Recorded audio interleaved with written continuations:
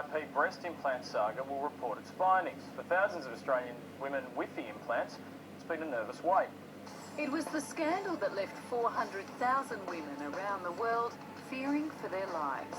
French manufacturer Poly-Implant Prothèse, or PIP, was found to have been using industrial silicone, more suited to mattress filling instead of medical silicone for its breast implants.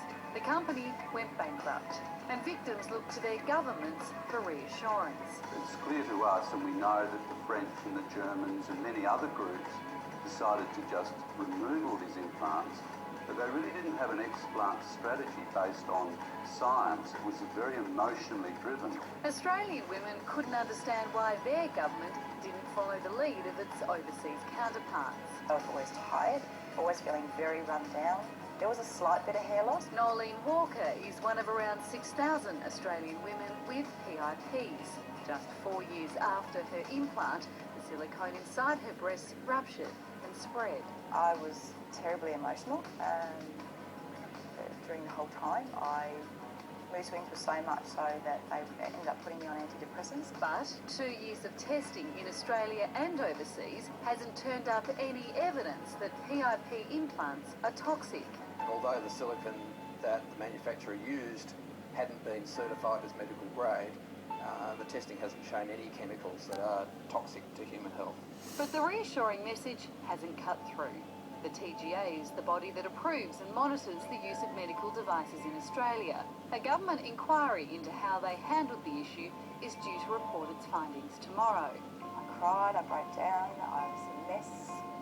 But then I got really, really angry at the TGA for allowing, firstly, this product into the country. The TGA has failed on a number of fronts, and most of all it has failed to communicate with the women who've had these implants and who are at risk. And when women have gone to them to say, what can we do, they've offered no assistance.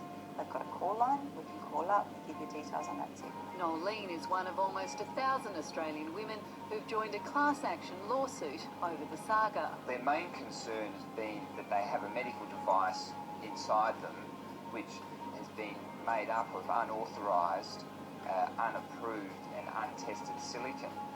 So the long-term health ramifications of all that remain unknown. So as you can see, it doesn't look very nice to have in your body. The problem is that no one in Australia knew exactly who had PIP implants nor where to find them.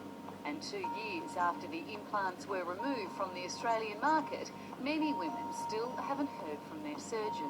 The TGA doesn't regulate medical practice and has no authority over doctors or surgeons. No one tells the TGA, and our legislation doesn't permit us to ask or to retain information about individual women and who's had what sort of implant. Surgeons want tomorrow's report to recommend a national breast implant registry. So that we can act as a very early warning system of any future problems. Out of this crisis should come some good. But there needs to be ongoing monitoring and ongoing support for these women for years to come, because this is a problem that won't go away, and for some women this is a ticking time bomb that needs to be addressed. Despite the assurance of doctors and regulators that their implants aren't toxic, many women continue to live in fear. I need to be able to speak out for all those women who are too scared to come forward and say anything, and for all the women who don't even realise that their implants could be ruptured or could be PIPs. Wait to see what findings are tomorrow. Now, if you